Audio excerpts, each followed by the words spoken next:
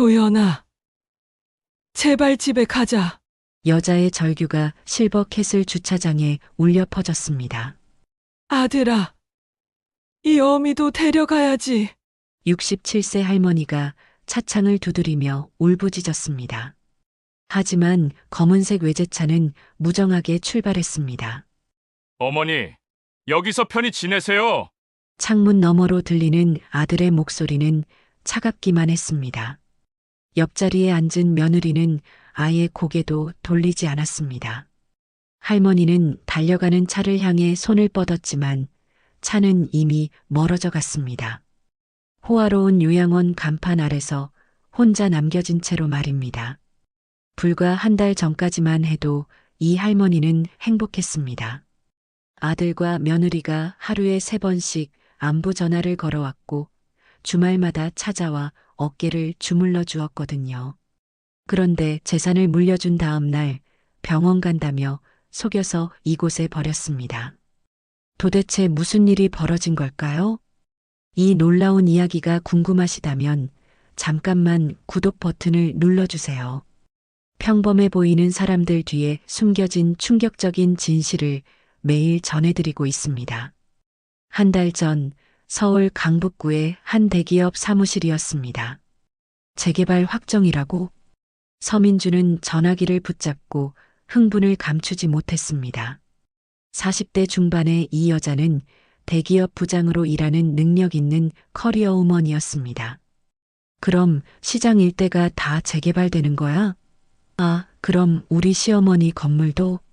전화 너머에서 들려오는 소식에 민주의 눈이 반짝였습니다. 시어머니가 운영하는 작은 반찬 가게와 그 위에 있는 주택. 지금까지는 별 볼 일 없는 낡은 건물이었지만 재개발이 되면 이야기가 달라집니다. 최소 10억은 받을 수 있을 거라고?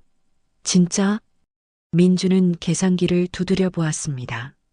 10억이면 강남의 아파트를 살 수 있습니다. 아니, 더 큰 집도 가능하겠군요. 여보, 큰일 났어. 민주는 황급히 남편 도연에게 전화를 걸었습니다. 재개발 때문에? 그게 왜 큰일이야? 바보야, 좋은 의미로 큰일이라고. 어머니한테 잘해야겠어. 진짜 잘해야겠어. 그날 저녁부터 민주의 행동이 달라졌습니다. 어머니, 오늘 하루 어떠셨어요? 민주는 반찬 가게에 들어서며 밝은 목소리로 인사했습니다. 평소보다 1시간 일찍 퇴근해서 온 것이었습니다. 어머, 민주야. 일찍 왔네. 한정옥은 놀란 표정으로 며느리를 바라봤습니다. 평소 같으면 일주일에 한 번 얼굴 보기도 힘들었는데 요즘 며느리가 자주 찾아왔거든요. 어깨 많이 아프시죠? 제가 주물러 드릴게요. 민주는 시어머니 뒤로 돌아가서 어깨를 주물러 주기 시작했습니다.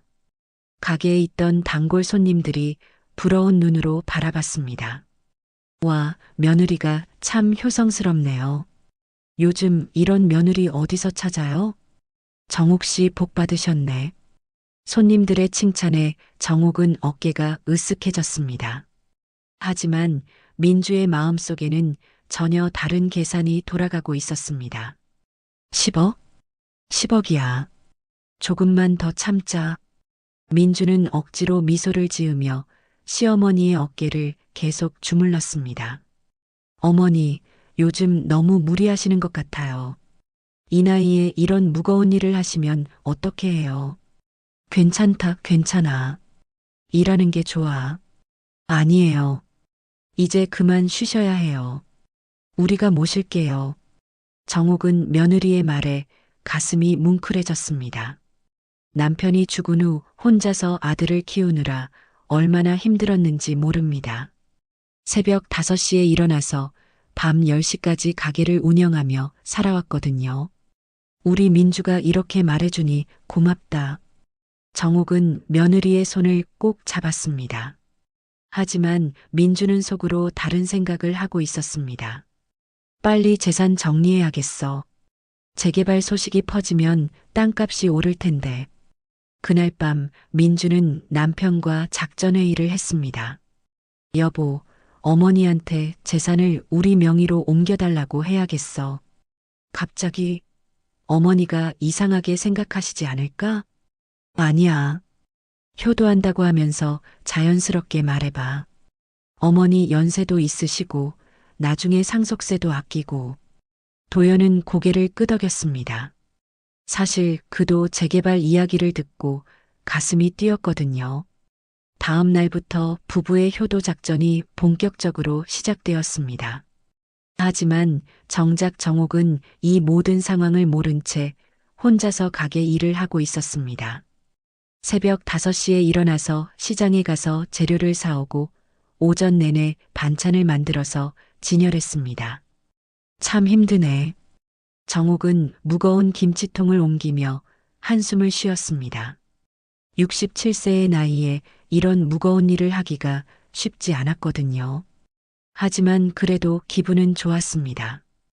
요즘 아들과 며느리가 자주 찾아와서 안부를 물어봤거든요.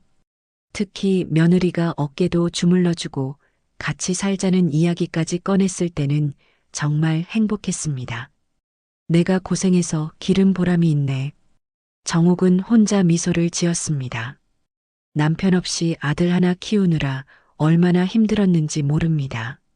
하지만 이제 아들도 장성해서 좋은 직장에 다니고 며느리도 착해서 다행이었습니다. 그날 저녁 도연과 민주가 또 찾아왔습니다. 어머니, 오늘 장사 어떠셨어요? 그냥 그렇지. 요즘 경기가 안 좋아서 손님이 많이 줄었어. 어머니, 정말 이제 그만 쉬세요. 우리가 모실게요. 도연이 진지한 표정으로 말했습니다. 정옥은 아들의 말에 마음이 흔들렸습니다. 그래도 일을 안 하면 뭘 하고 살아? 어머니, 이제 쉬실 때가 됐어요. 평생 고생만 하셨잖아요. 민주가 정옥의 손을 잡으며 말했습니다. 하지만 그 눈에는 재산에 대한 욕심만 가득했습니다. 정옥은 아들과 며느리의 말을 들으며 행복한 상상을 했습니다. 함께 살면서 손자도 봐주고 가족끼리 여행도 다니고 꿈만 같은 일이었습니다. 하지만 이것은 단지 시작에 불과했습니다. 며느리의 진짜 계획은 훨씬 더 무서운 것이었거든요. 며느리의 효도 작전이 시작된 지 일주일이 지났습니다. 어머니, 변호사 선생님이 기다리고 계세요. 도연은 어머니의 팔을 부축하며 법무법인 사무실로 들어갔습니다. 깔끔한 정장을 입은 변호사가 일어나서 인사했습니다. 안녕하세요, 한정욱 어르신. 오늘 부담부 증여 계약을 진행하겠습니다. 정옥은 긴장한 표정으로 자리에 앉았습니다. 법무사무실에 와본 것은 처음이었거든요. 부담부 증여가 뭐예요? 쉽게 말씀드리면 어머니께서 재산을 아드님께 주시되 어머니를 평생 모신다는 조건을 붙이는 겁니다. 변호사가 차근차근 설명했습니다. 만약 아드님이 조건을 지키지 않으시면 재산을 다시 돌려받을 수 있어요. 법적으로 완전히 보호받는 거죠. 정옥은 고개를 끄덕였습니다. 아들이 자신을 버릴 리는 없겠지만 그래도 안전장치가 있다니 마음이 놓였습니다. 그럼 서류 작성해 볼까요? 변호사가 계약서를 꺼내놓았습니다. 복잡한 법률 용어들이 빼곡히 적혀 있었습니다. 여기 보시면 증여받는 분은 피증여자를 평생 부양하고 봉양할 의무가 있습니다. 만약 이 조건을 위반하면 증여계약은 자동으로 해제됩니다. 도연과 민주는 서로 눈짓을 주고받았습니다. 그들에게는 이 조건이 전혀 문제가 되지 않아 보였습니다. 어머니, 당연한 거 아니에요? 저희가 어머니를 모시는 건 당연하죠. 민주가 정옥의 손을 잡으며 말했습니다. 하지만 그 미소 뒤에는 계산이 숨어 있었습니다. 조건 따위는 나중에 어떻게든 할 수 있어. 일단 재산부터 받자. 자, 그럼 도장 찍어주세요. 변호사가 인감을 내밀었습니다. 정옥은 잠시 망설였습니다. 평생 모은 재산을 넘겨주는 일이었거든요. 어머니, 괜찮으세요? 도연이 걱정스러운 표정으로 물었습니다. 아니야, 괜찮아. 정옥은 떨리는 손으로 도장을 찍었습니다. 쿵. 빨간 도장이 서류에 찍히는 순간 15억 원 상당의 재산이 아들 명의로 넘어갔습니다. 축하드립니다. 이제 모든 절차가 완료됐습니다. 변호사가 미소를 지으며 말했습니다. 법무사무실을 나온 후 주차장에서 감동적인 장면이 벌어졌습니다. 어머니, 정말 감사합니다. 도연은 어머니 앞에서 깊숙이 허리를 숙였습니다. 그의 눈가에는 눈물이 맺혀 있었습니다. 어머니, 저희가 평생 모실게요. 민주도 시어머니 앞에서 무릎을 꿇었습니다. 그 눈에도 눈물이 고여 있었습니다. 그래, 그래. 일어나거라. 정옥은 아들과 며느리를 일으켜 세우며 뿌듯해했습니다. 자식들이 이렇게 고마워하는 모습을 보니 마음이 따뜻해졌습니다. 우리 이제 정말 가족이네요. 민주가 정옥의 팔을 끼며 말했습니다. 하지만 그 순간 민주의 휴대폰에 문자가 왔습니다. 재개발 조합 설립 승인. 보상금 협의 곧 시작. 민주는 휴대폰을 보며 속으로 환호했습니다. 됐다. 이제 진짜 부자가 되는 거야. 하지만 겉으로는 여전히 효성스러운 며느리를 연기했습니다. 어머니, 오늘 저녁은 제가 맛있는 거 해드릴게요. 그래, 고마워. 정옥은 며느리의 말에 기뻐했습니다. 평생 혼자 살아온 그에게 가족의 따뜻함이 얼마나 소중한지 몰랐거든요. 그날 밤 정옥은 혼자 앉아서 등기부등본을 들여다봤습니다. 자신의 이름이 사라지고 아들의 이름이 적힌 서류였습니다. 이제 정말 도연이 것이 됐구나. 정옥은 서류를 가슴에 안으며 생각했습니다. 남편이 돌아가신 후 혼자서 모은 재산이었습니다. 새벽 5시에 일어나서 밤늦게까지 일하며 한 푼, 두 푼 모은 돈이었거든요. 하지만 후회는 없었습니다. 아들을 위해서라면 무엇이든 해줄 수 있었거든요. 도연아, 행복하게 살아라.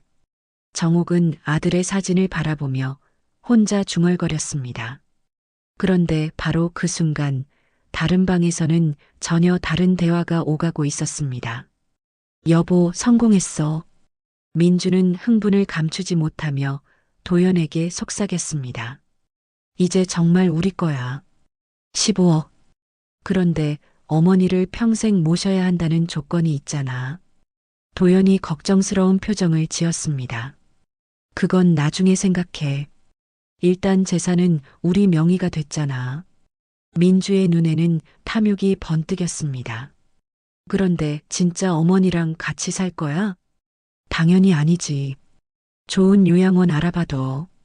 시설 좋은 곳으로. 민주는 이미 계획을 세워두고 있었습니다. 요양원? 그럼 조건 위반이 되는 거 아니야? 바보야, 어머니가 원해서 들어가신다고 하면 되잖아. 치매 기미가 있다고 하든지.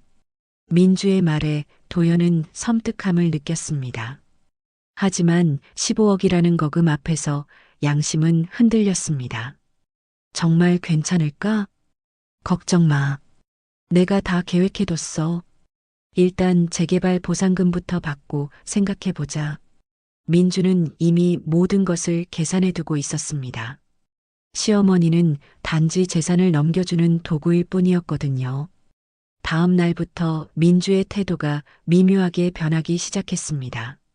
여전히 겉으로는 효성스러운 며느리였지만 전화를 받는 횟수가 줄어들었고 방문하는 빈도도 줄었습니다. 요즘 회사 일이 너무 바빠서요. 민주는 이런 핑계를 대며 점점 정옥을 멀리했습니다. 정옥은 이런 변화를 느꼈지만 며느리가 바쁠 수도 있다고 생각했습니다. 아직은 의심할 이유가 없었거든요. 하지만 며느리의 진짜 계획은 이제 막 시작되는 것이었습니다. 재산을 손에 넣었으니 이제 걸림돌을 제거할 차례였거든요. 재산 증여가 끝난 지 보름이 지났습니다. 어머니, 건강검진 받으러 가세요. 민주가 갑자기 정옥을 찾아왔습니다. 손에는 예쁜 쇼핑백이 들려 있었습니다. 건강검진? 네, 제가 예약해뒀어요. 종합검진 받으시면 좋잖아요. 민주는 쇼핑백에서 새 옷을 꺼냈습니다. 고급스러운 한복이었습니다. 이것도 제가 준비했어요. 오늘 입고 가세요. 정옥은 놀랐습니다. 며느리가 이렇게 세심하게 챙겨줄 줄 몰랐거든요.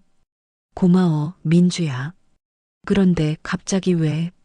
어머니 나이에 건강이 제일 중요하잖아요. 미리미리 체크해 두셔야죠. 민주의 목소리는 다정했지만 눈빛은 차가웠습니다. 1시간 후 정옥은 새 한복을 입고 민주의 차에 탔습니다. 어느 병원에 가는 거야? 좋은 곳이에요. 시설도 좋고 의사 선생님들도 훌륭하시대요. 민주는 대답을 피하며 차를 몰았습니다. 정옥은 창밖 풍경을 보며 의아해했습니다. 병원 가는 길이 아닌 것 같았거든요. 여기가 어디야? 차가 멈춘 곳은 웅장한 건물 앞이었습니다. 실버 캐슬이라는 간판이 보였습니다. 어머니, 내리세요. 민주가 차 문을 열어주었습니다. 정옥은 영문을 모른 채 차에서 내렸습니다. 실버 캐슬? 이게 뭐야? 어머니, 여기서 편히 지내세요. 그때 건물에서 간병인들이 나왔습니다. 하얀 유니폼을 입은 사람들이 정옥을 향해 다가왔습니다. 안녕하세요, 한정옥 어르신. 저희가 모시겠습니다. 정옥은 그제서야 상황을 깨달았습니다. 여기는 병원이 아니라 요양원이었습니다. 민주야, 이게 무슨 일이야? 나 집에 갈래. 어머니, 여기가 좋아요. 시설도 좋고 음식도 맛있어요. 민주는 냉정하게 말했습니다. 아까까지의 다정한 목소리는 온데간데 없었습니다. 싫어. 나 집에 갈 거야. 정옥은 차 쪽으로 가려고 했지만 민주는 차 문을 잠갔습니다. 어머니, 이미 다 결정된 일이에요. 도연이도 동의했어요. 도연이가? 우리 도연이가 그럴 리 없어. 정옥은 믿을 수 없다는 표정을 지었습니다. 그때 차 안에서 도연이 내렸습니다. 정옥은 아들을 보며 달려갔습니다.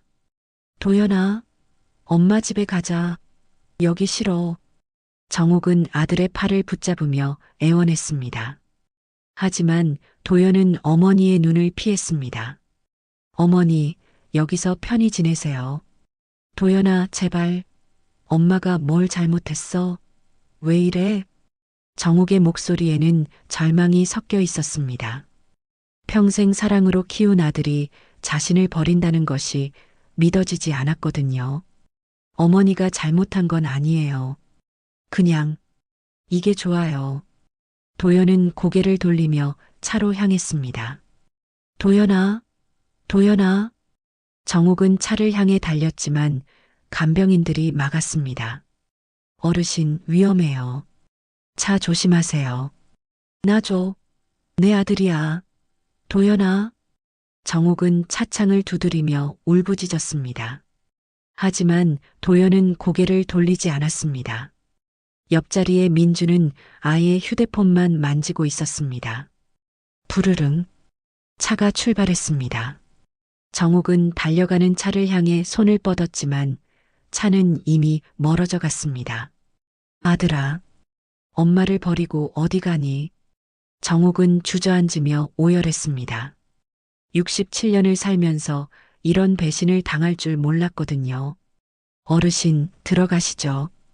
감기 걸려요. 간병인이 정옥을 부축했지만 정옥은 그 자리에서 일어나지 못했습니다. 1시간 후 정옥은 요양원 정원 벤치에 앉아 있었습니다. 눈물도 다 말랐고 그저 멍하니 하늘만 바라보고 있었습니다. 내가 뭘 잘못했을까? 아무리 생각해도 답이 나오지 않았습니다. 아들을 위해 평생을 바쳤는데 왜 이런 일이 벌어진 걸까요? 정옥 어머니? 뒤에서 남자 목소리가 들렸습니다. 정옥은 고개를 돌렸습니다. 누구세요? 태성입니다. 오태성, 40대 중반으로 보이는 남자가 서 있었습니다. 깔끔한 정장을 입고 있었지만 어디서 본 듯한 얼굴이었습니다. 태성이, 설마. 정옥은 천천히 기억을 떠올렸습니다. 오래전 반찬 가게에서 밥을 얻어먹던 어린 청년의 모습이 겹쳐졌습니다. 맞습니다. 20년 전에 어머니 가게에서 밥 얻어먹던 그 태성이에요. 태성은 정옥 옆에 앉으며 말했습니다. 어머, 태성이 맞구나. 그런데 여기서 뭘 하고 있어? 제 어머니가 여기 계세요. 뵈러 왔다가 어머니를 본 거예요. 태성은 정옥의 얼굴을 자세히 보더니 걱정스러운 표정을 지었습니다. 그런데 어머니, 왜 이렇게 울상이세요? 무슨 일 있으셨어요? 정옥은 태성의 말에 다시 눈물이 났습니다. 태성아, 엄마가 아들한테 버림받았어. 네, 무슨 말씀이세요? 태성은 놀란 표정을 지었습니다. 기억 속의 정옥은 아들 자랑을 늘 하던 자상한 어머니였거든요.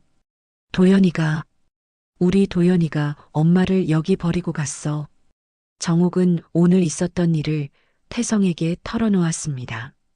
며느리의 갑작스러운 친절, 속임수, 그리고 요양원에 버려진 일까지. 그런 일이 있었다니 믿을 수가 없네요. 태성은 분노를 감추지 못했습니다. 자신이 굶주렸을 때 밥을 주고 추웠을 때 따뜻한 잠자리를 제공해준 은인이 이런 대접을 받다니요. 어머니, 혹시 재산 문제랑 관련이 있나요? 재산? 아, 보름 전에 집이랑 가게를 도연이 명의로 바꿔줬어. 정옥의 말에 태성은 모든 것을 이해했습니다. 어머니, 이건 계획적인 일이에요. 재산을 넘겨받고 나서 어머니를 버린 거예요. 설마, 우리 도연이가 그럴 리 없어. 정옥은 아직도 아들을 믿고 싶어 했습니다. 어머니, 제가 확인해 볼게요. 요즘은 인터넷에 다 나와요. 태성은 휴대폰을 꺼내 들었습니다. 그리고 검색을 시작했습니다. 잠시 후 태성의 얼굴이 굳어졌습니다. 어머니, 이거 보세요. 태성이 휴대폰 화면을 정옥에게 보여줬습니다. 거기에는 충격적인 내용이 있었습니다. 태성의 휴대폰 화면에는 충격적인 내용이 떠 있었습니다. 어머니, 이거 보세요. 휴대폰 화면에는 민주의 SNS 계정이 열려 있었습니다. 최신 게시물의 날짜가 바로 어제였습니다. 하와이 가족여행 첫째 날. 처가 식구들과 함께하는 꿈 같은 시간. 사진에는 푸른 바다를 배경으로 웃고 있는 민주와 도연의 모습이 있었습니다. 도연은 민주의 어머니와 팔짱을 끼고 활짝 웃고 있었습니다. 이게 뭐야? 정옥은 믿을 수 없다는 표정으로 화면을 바라봤습니다. 어머니를 요양원에 버린 게 어제인데 그 다음 날 바로 하와이로 여행을 간 거예요. 태성의 목소리에는 분노가 섞여 있었습니다. 더 보세요. 태성이 화면을 스크롤했습니다. 더 많은 사진들이 나타났습니다. 하와이 둘째 날, 장모님과 함께하는 쇼핑 타임. 세계적인 리조트에서 가족들과 함께. 이런 게 진짜 효도죠. 도연 오빠가 장모님께 목걸이 선물. 역시 우리 신랑 최고. 사진마다 도연과 민주가 처가 식구들과 행복해하는 모습이 담겨 있었습니다. 고급 레스토랑에서 식사하고 명품 쇼핑을 하고 스파를 즐기는 모습들이었습니다. 정옥의 손이 떨리기 시작했습니다. 저 사진들이 언제 찍힌 거야? 날짜를 보세요. 어머니를 여기 두고 간 바로 그 다음 날부터예요. 태성의 말에 정옥은 충격을 받았습니다. 자신이 요양원에서 울고 있을 때 아들과 며느리는 하와이에서 처가 식구들과 호화 여행을 즐기고 있었던 것입니다. 아니야. 우리 도연이가 그럴 리 없어. 정옥은 여전히 믿지 못하겠다는 표정이었습니다. 어머니, 더 있어요. 태성이 댓글창을 열어 보여줬습니다. 와, 부럽다. 신랑분이 정말 효자네요. 장모님 모시고 하와이라니. 진짜 멋있어요. 우리 남편도 좀 배웠으면. 수십 개의 댓글들이 도연을 칭찬하고 있었습니다. 하지만 정작 도연의 친어머니는 요양원에서 울고 있었던 것입니다. 그리고 이것도 보세요. 태성이 또 다른 게시물을 보여줬습니다. 시어머니 걱정 없이 떠나는 여행. 좋은 곳에서 편히 지내고 계시니까 마음 놓고 놀 수 있어요. 이 글에는 실버 캐슬의 외관 사진이 함께 올라와 있었습니다. 저 여자가 정욱의 목소리가 떨렸습니다. 분노와 배신감이 뒤섞인 감정이었습니다. 어머니, 진정하세요. 태성이 정욱의 어깨를 두드렸지만 정욱의 분노는 이미 폭발 직전이었습니다. 내가 바보였어. 완전히 바보였어. 정욱은 주먹을 쥐며 말했습니다. 재산을 넘겨주자마자 바로 버렸구나. 계획적이었어. 처음부터 다 계획이었어. 이제야 모든 퍼즐이 맞춰졌습니다. 갑작스러운 며느리의 친절, 부담부 증여 제한, 그리고 요양원에 버리기까지 모든 것이 치밀한 계획이었던 것입니다. 저 사진들 좀 더 자세히 봅시다. 태성이 화면을 확대했습니다. 어머니, 이거 보세요. 신용카드로 결제한 영수증까지 자랑하고 있어요. 사진 속에는 고급 레스토랑 영수증이 있었습니다. 한 끼 식사비가 50만 원이 넘었습니다. 저 돈이 다 내 돈이야. 정욱은 주저앉으며 중얼거렸습니다. 평생 모은 돈으로 저들이 호화 여행을 즐기고 있어. 어머니, 이게 끝이 아니에요. 태성이 더 검색해 보더니 얼굴이 굳어졌습니다. 이미 재개발 조합에 가입 신청을 했네요. 보상금 받을 준비를 하고 있어요. 보상금? 네, 어머니 땅이 재개발 지역에 포함돼 있어요. 보상금만 최소 10억은 받을 거예요. 태성의 말에 정욱은 더욱 분노했습니다. 그러니까 재산을 넘겨받자마자 바로 보상금까지 받으려고 하는 거구나. 맞아요. 완벽한 계획이었어요. 정욱은 벤치에서 일어났습니다. 67년을 살면서 이런 배신을 당할 줄 몰랐지만 이제는 분노가 슬픔을 압도했습니다. 태성아, 내가 가만히 있을 줄 알아? 정욱의 목소리에는 결연함이 담겨 있었습니다. 어머니, 내가 평생 바보로만 살 줄 알았나? 이제 제대로 보여줄 때가 됐어. 정욱의 눈에는 이제 눈물 대신 분노의 불꽃이 타오르고 있었습니다. 그런데 어머니, 어떻게 하실 거예요? 법적으로 대응할 거야. 부담부 증여 조건을 어겼으니까 재산을 다시 돌려받을 수 있을 거 아니야? 정욱의 말에 태성이 고개를 끄덕였습니다. 맞아요. 계약서에 분명히 평생 모신다는 조건이 있었잖아요. 그럼 변호사를 찾아가야겠네. 어머니, 제가 아는 변호사가 있어요. 정말 실력 있는 분이에요. 태성의 말에 정욱은 희망을 느꼈습니다. 정말? 그럼 당장 연락해봐. 지금 바로 전화 드릴게요. 태성이 휴대폰을 꺼내 들었습니다. 그런데 태성아, 왜 나를 이렇게 도와주려고 하는 거야? 정욱의 질문에 태성이 미소를 지었습니다. 어머니, 제가 굶어 죽을 뻔했을 때 밥 주신 거 기억 안 나세요? 그때 어머니가 안 계셨으면 저는 진작 죽었을 거예요. 태성의 말에 정욱은 감동했습니다. 그런 일이 있었지. 네, 그때 어머니 은혜를 갚을 기회라고 생각해요. 정욱은 태성의 손을 꼭 잡았습니다. 고마워, 태성아. 정말 고마워. 어머니, 이제 반격할 시간이에요. 저들이 어머니를 우습게 본 대가를 치르게 해줍시다. 정욱은 고개를 끄덕였습니다. 이제 더 이상 당하고만 있지 않을 것입니다. 평생 쌓아온 재산을 되찾고 무엇보다 자신의 존엄을 되찾을 것입니다. 다음 날 오전 정욱과 태성은 서울 서초동의 한 법무법인을 찾았습니다. 조영우 변호사님, 안녕하세요. 태성이 50대 중반의 변호사에게 인사했습니다. 조영우 변호사는 가정법 분야에서 유명한 베테랑이었습니다. 태성 씨, 오랜만이네요. 이분이 말씀하신 어머니시군요. 조영우 변호사가 정욱을 바라보며 따뜻하게 인사했습니다. 네, 한정욱입니다. 정욱은 긴장한 표정으로 자리에 앉았습니다. 자, 상황을 차근차근 들어보죠. 조영우 변호사가 펜을 들며 말했습니다. 정욱은 처음부터 끝까지 모든 상황을 설명했습니다. 며느리의 갑작스러운 친절, 부담부 증여, 요양원에 버려진 일, 그리고 하와이 여행까지.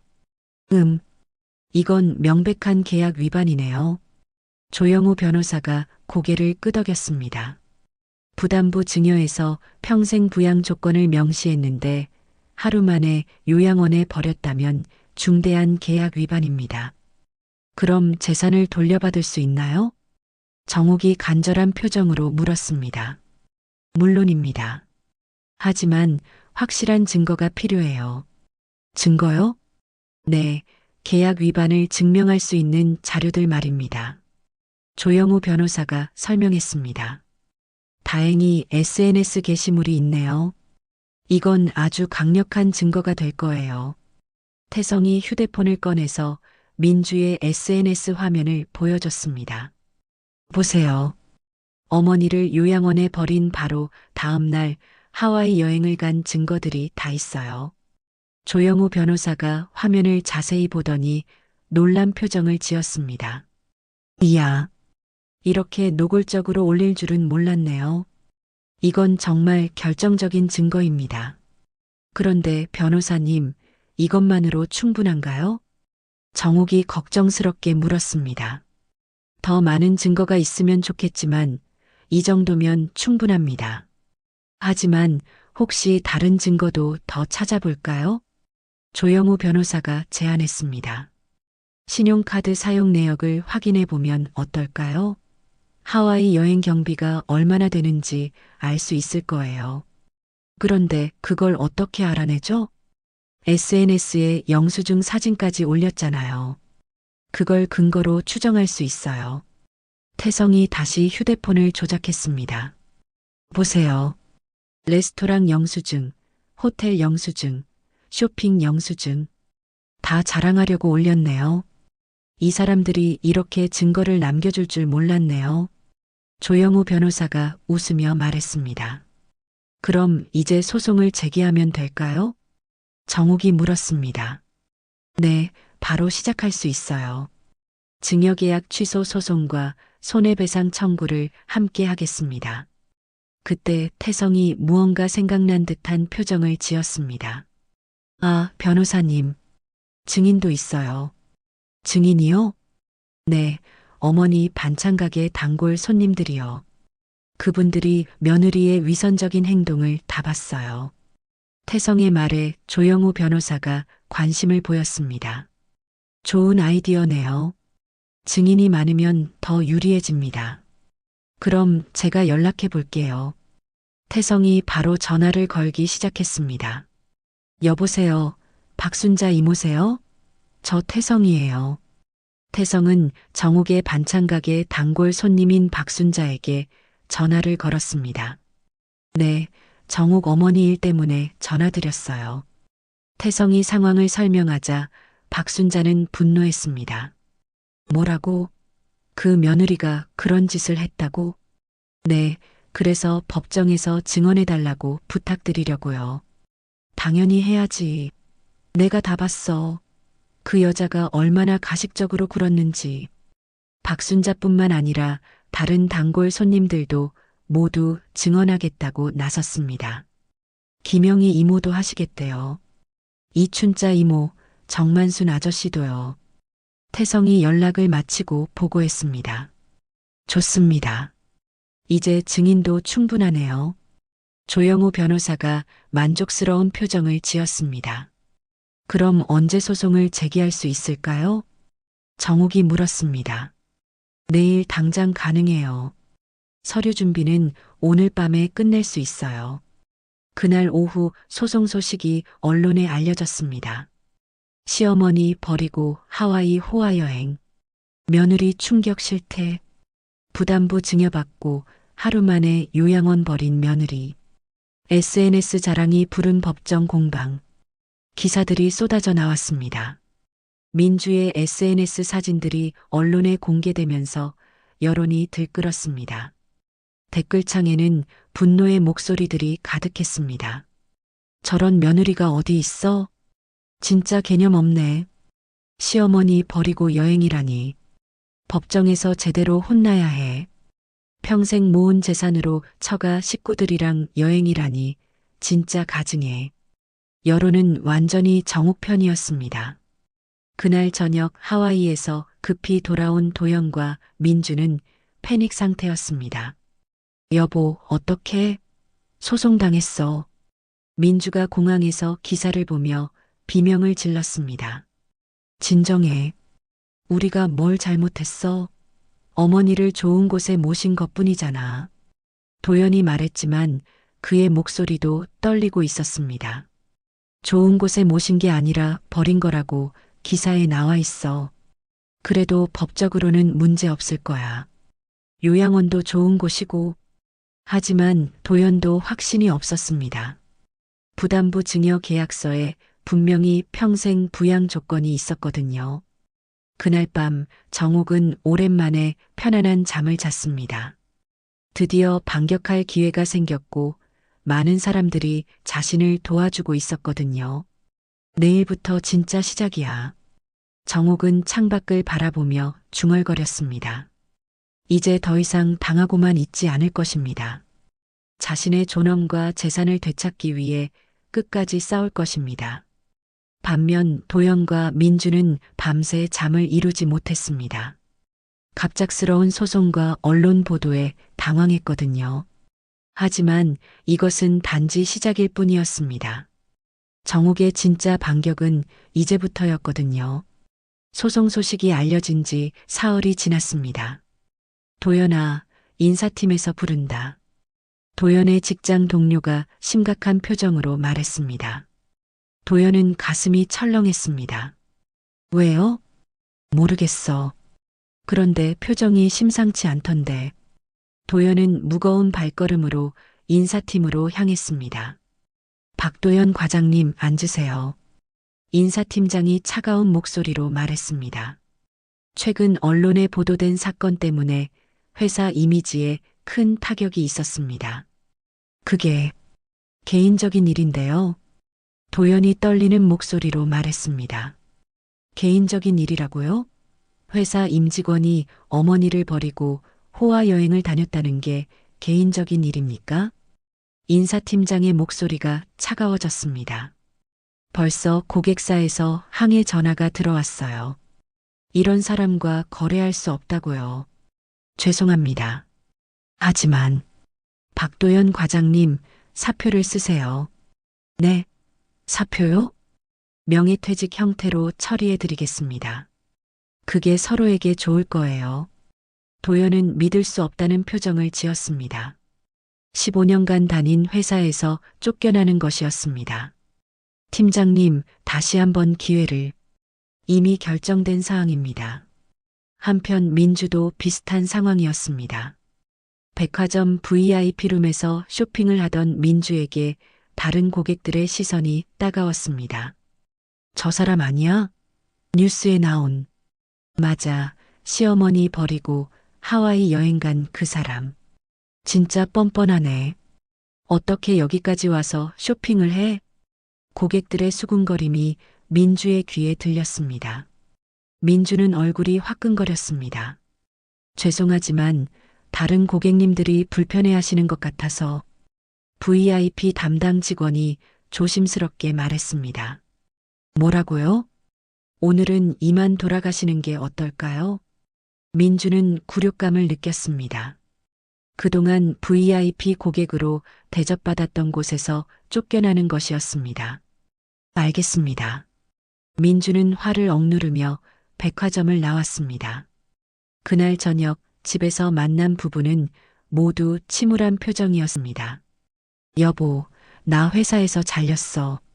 뭐, 정말? 너도 뭔가 있었지? 응. 백화점에서 쫓겨났어. 두 사람은 서로를 바라보며 한숨을 쉬었습니다. 이제 어떡하지? 일단 재판부터 이겨야 해. 그래야 재산이라도 지킬 수 있어. 하지만 상황은 더욱 악화되었습니다. 다음 날 더 충격적인 소식이 들려왔습니다. 여보, 우리 마저 손절당했어. 민주의 어머니가 전화를 걸어왔습니다. 엄마, 뭔 소리예요? 뉴스 보니까 너무 충격이야. 시어머니를 그렇게 대하다니. 엄마, 그게 아니라 우리도 체면이 있어. 당분간 연락하지 마. 딸깍. 전화가 끊어졌습니다. 민주는 멍하니 휴대폰을 바라봤습니다. 처가에서도 연락 끊자고 해? 도연이 믿을 수 없다는 표정을 지었습니다. 그래. 완전히 고립됐어. 그때까지만 해도 두 사람은 법정에서 이길 수 있다고 생각했습니다. 하지만 첫 번째 법정에서 충격적인 일이 벌어졌습니다. 일주일 후 서울중앙지방법원 대법정이었습니다. 증인 한정옥 씨, 증언대로 나와주세요.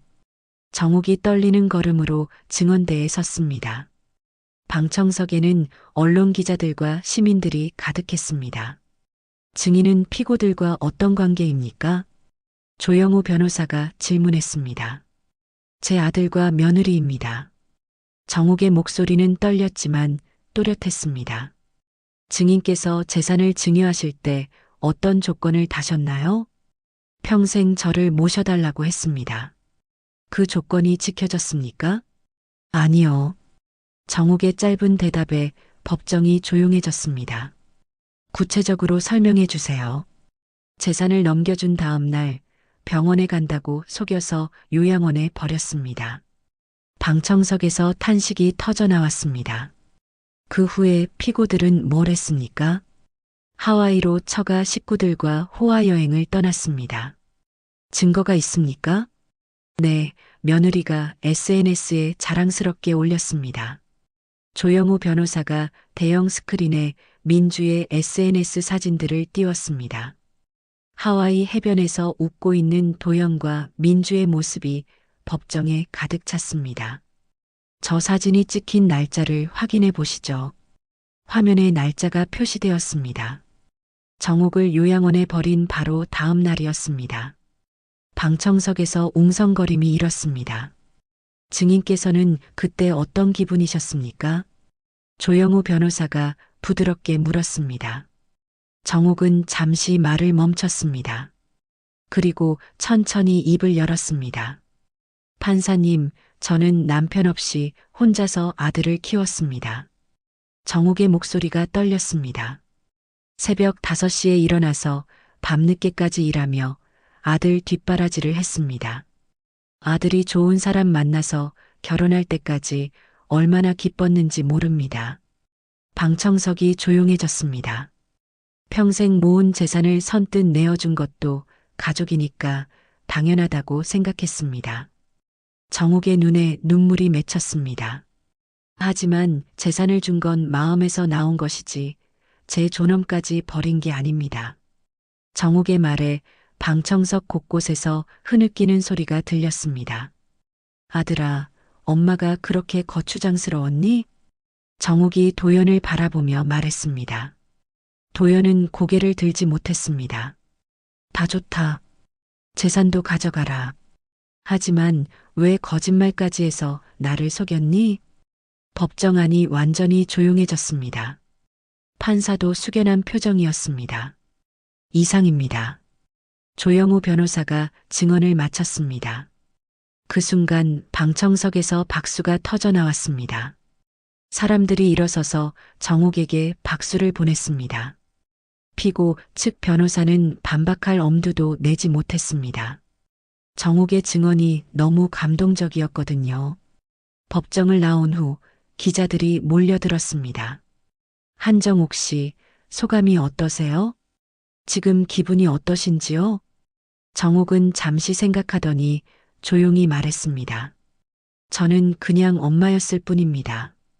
그날 뉴스는 정옥의 증언으로 도배되었습니다. 여론은 완전히 정옥 편으로 기울었고 도연과 민주에 대한 비난은 더욱 거세졌습니다. 정옥의 감동적인 증언 이후 이틀이 지났습니다. 오늘은 최종 변론과 판결이 나는 날이었습니다. 피고 측에서 마지막 변론하시기 바랍니다. 판사가 말했습니다.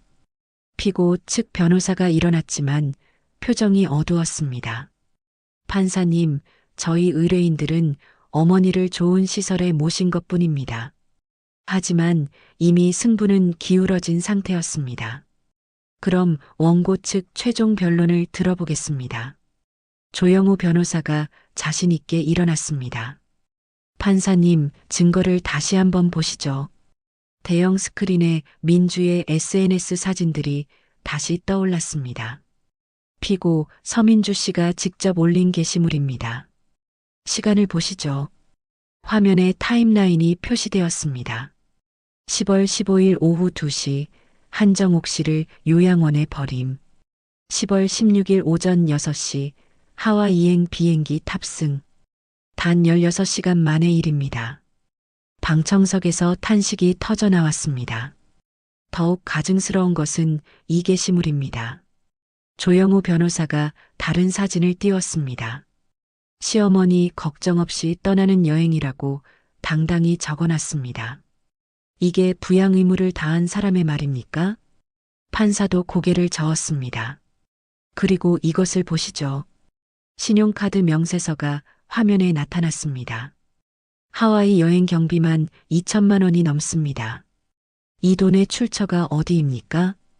바로 한정옥 씨가 평생 모은 재산입니다. 조영우 변호사의 목소리가 법정에 울려 퍼졌습니다. 피고들은 어머니의 재산으로 처가 식구들과 호화 여행을 즐겼습니다. 민주가 고개를 숙였습니다. 변명할 여지가 없었거든요. 그런데 이때 민주의 변호사가 갑자기 일어났습니다. 판사님, 한정옥 씨께서 치매 증상이 있어서 판단 능력이 떨어진다는 주장을 하겠습니다. 갑작스러운 주장에 법정이 술렁였습니다. 무슨 근거로 그런 주장을 합니까? 판사가 물었습니다. 연세가 많으시고 혼자 지내시면서 판단력이 흐려진 것 같습니다. 민주의 변호사가 말했지만 조영우 변호사가 즉시 반박했습니다. 판사님, 여기 국립중앙의료원 정신건강의학과 감정서가 있습니다. 조영우 변호사가 서류를 내밀었습니다. 한정옥 씨는 정상적인 판단 능력을 가지고 계십니다. 치매나 인지장애는 전혀 없습니다. 의료진의 공식 감정서가 나오자 민주의 마지막 변명도 무너졌습니다. 더 이상 거짓 주장으로 시간을 낭비하지 맙시다. 조영우 변호사가 단호하게 말했습니다. 그때 방청석에서 태성이 일어났습니다. 판사님, 제가 증언하겠습니다. 증인 오태성 씨, 나와주세요. 태성이 증언대에 섰습니다. 저는 과거에 한정옥 어머니께 큰 은혜를 받았습니다. 태성의 목소리가 법정에 울려 퍼졌습니다. 가난해서 굶을 뻔했을 때 어머니께서 반찬 가게에서 밥을 주셨습니다. 돈도 없고 갈 곳도 없던 제게 따뜻한 잠자리까지 제공해 주셨습니다. 태성의 눈에 눈물이 맺혔습니다. 그 은혜로 제가 지금까지 살아올 수 있었습니다. 한정옥 어머니는 그런 분입니다. 남을 도울 줄 아는 따뜻한 어머니였습니다. 방청석에서 또다시 흐느끼는 소리가 들렸습니다. 그런 분이 친아들에게 이런 대접을 받아야 합니까? 태성이 도연을 바라보며 말했습니다. 어머니를 이렇게 대한 사람들이 재산을 가질 자격이 있습니까? 태성의 증언이 끝나자 법정은 완전히 조용해졌습니다. 이상으로 모든 변론을 마치겠습니다. 판사가 말했습니다. 잠시 후 판결을 선고하겠습니다. 30분 후 판사가 다시 등장했습니다.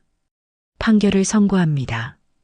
법정 앞 모든 사람들이 긴장했습니다. 피고 박도연, 서민주는 부담부 증여계약의 핵심 조건인 평생 부양 의무를 명백히 위반했습니다. 따라서 증여계약을 취소하고 모든 재산을 원고에게 반환하라. 또한 정신적 피해에 대한 위자료 7억 원을 지급하라.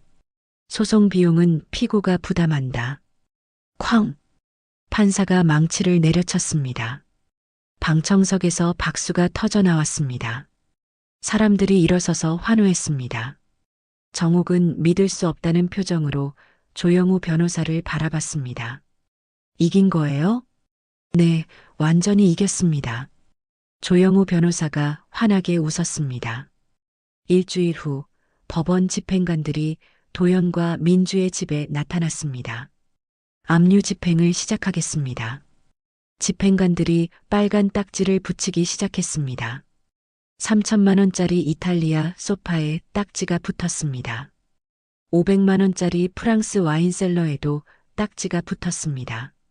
1,000만 원이 넘는 독일제 냉장고, 200만 원짜리 명품 핸드백, 100만 원짜리 구두들, 모든 것에 빨간 압류 딱지가 붙어갔습니다. 안 돼요.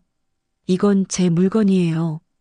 민주가 비명을 질렸지만 소용없었습니다. 법원 판결에 따른 집행입니다. 항의는 법원에 하십시오. 집행관은 차갑게 말했습니다. 여보, 어떻게? 정말 다 가져가는 거야?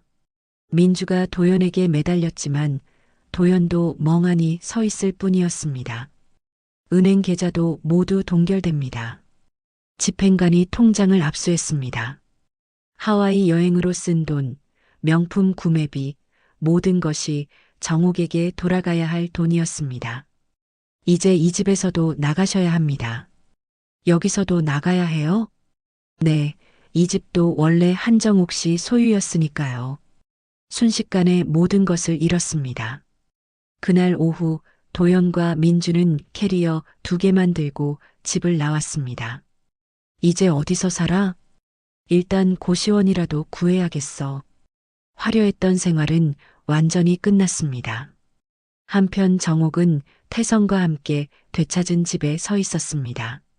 어머니, 기분이 어떠세요? 믿어지지 않아. 정말 다 돌려받은 거야? 네, 완전한 승리였어요. 정옥은 집 안을 둘러봤습니다. 자신이 평생 살았던 집이 다시 자신의 것이 되었습니다. 태성아, 정말 고마워. 천만에요. 어머니 덕분에 제가 여기까지 올 수 있었는걸요. 정옥은 창밖을 바라보며 생각했습니다. 이제 진짜 복수가 끝났구나. 하지만 마음이 완전히 편하지는 않았습니다. 아직 해야 할 일이 남아 있었거든요. 판결이 확정된 지 한 달이 지났습니다. 저녁 무렵 정옥의 집 앞에서 익숙한 목소리가 들렸습니다. 어머니, 어머니. 현관문을 열어보니 도연과 민주가 무릎을 꿇고 있었습니다. 초라한 옷차림에 야윈 얼굴이었습니다. 도연아? 정옥은 놀란 표정으로 아들을 바라봤습니다. 어머니, 용서해 주세요. 제발 용서해 주세요. 도연이 땅에 머리를 박으며 울부짖었습니다. 어머니, 저희가 잘못했어요. 정말 잘못했어요. 민주도 눈물을 흘리며 빌었습니다. 일자리도 없고 살 곳도 없어요. 제발 다시 기회를 주세요. 두 사람은 처참한 모습이었습니다. 고시원에서 한 달을 살면서 완전히 초라해졌거든요. 정옥은 한참 동안 아들을 바라봤습니다. 마음 한구석이 아팠습니다. 아무리 잘못했어도 자신이 낳은 아들이었거든요. 도연아, 일어나거라. 어머니. 도연이 희망에 찬 표정으로 정옥을 바라봤습니다. 하지만 정옥의 다음 말은 차가웠습니다. 하지만 이제 우리는 남남이야. 어머니, 너희가 나를 버렸을 때 이미 모자 관계는 끝났어. 정옥의 목소리는 단호했습니다. 어머니, 제발이요. 마지막 기회만 주세요. 민주가 매달렸지만 정옥은 고개를 저었습니다. 기회는 이미 충분히 줬어. 부담부 증여할 때 평생 모시겠다고 약속했잖아. 그때는 그때는 거짓말이었고 지금은 진심이라는 거야? 정옥의 말에 두 사람은 할 말이 없었습니다. 용서는 내가 하는 게 아니야. 너희 인생이 스스로 해야 할 일이야. 정옥이 현관문을 닫으려고 하자 도연이 문틈에 손을 넣었습니다. 어머니, 정말 마지막이에요. 제발이요. 도연아, 손 빼. 싫어요. 어머니가 용서해 주실 때까지 여기 있을 거예요. 정옥은 한숨을 쉬었습니다. 그럼 물어볼게. 너희가 하와이에서 즐겁게 놀고 있을 때 엄마가 어디서 뭘 하고 있었는지 생각해 본 적 있어? 엄마는 요양원 정원에서 혼자 울고 있었어. 왜 아들이 나를 버렸을까 하면서 정옥의 목소리가 떨렸습니다. 그때 너희한테 엄마는 뭐였어? 재산을 넘겨주고 사라져야 할 짐짝이었지? 아니에요, 어머니. 그럼 뭐였어? 정옥의 질문에 도연은 대답하지 못했습니다. 지금 와서 용서를 구하는 것도 결국 자기들이 힘들어서잖아. 정옥의 말이 가슴에 박혔습니다. 어머니, 도연아, 너는 이제 어른이야. 내가 한 선택의 결과는 내가 책임져야 해. 정옥이 단호하게 말했습니다. 내 인생의 무게는 내가 스스로 져라. 쾅! 현관문이 닫혔습니다. 도연과 민주는 문 앞에서 한참을 서 있었지만 결국 돌아갔습니다. 그날 밤 정옥은 혼자 앉아서 차를 마시고 있었습니다. 조용한 집에서 혼자 보내는 시간이 평화로웠습니다. 태성이 찾아왔습니다. 어머니, 안녕하세요. 태성아, 와서 앉아. 아까 도연 씨가 다녀갔다면서요?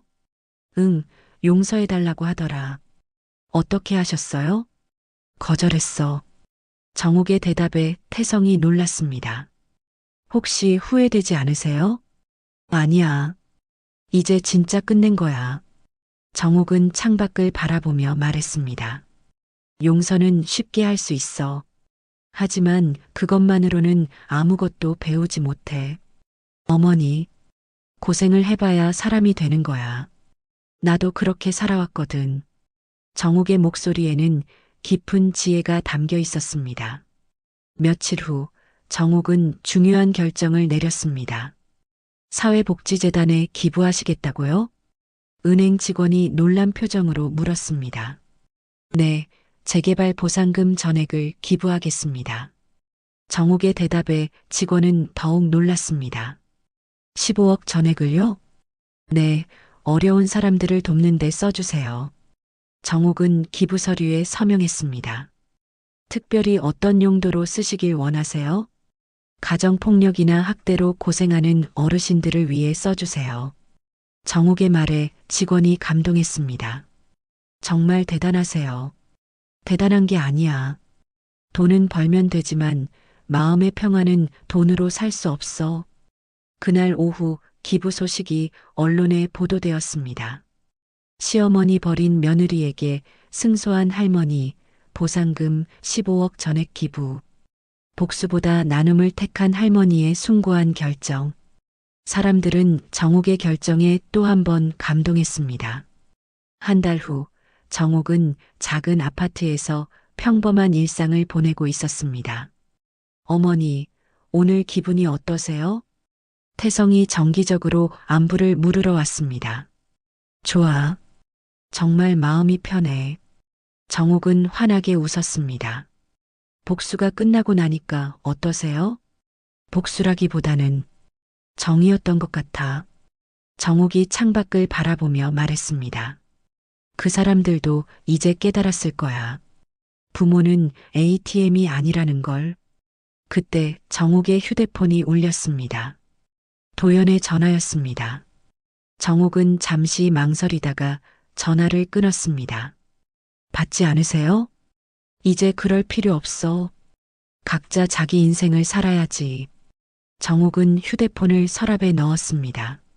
어머니, 앞으로 어떻게 지내실 거예요? 평범하게 살 거야. 그게 제일 좋은 거야. 정옥은 태성에게 차를 따라주며 말했습니다. 사람은 결국 혼자 태어나서 혼자 죽는 거야. 가족이라는 이름으로 서로를 이용하려고 하면 안 돼. 정말 지혜로운 말씀이세요. 지혜가 아니라 경험이야. 쓰라린 경험. 정옥은 쓸쓸하게 웃었습니다.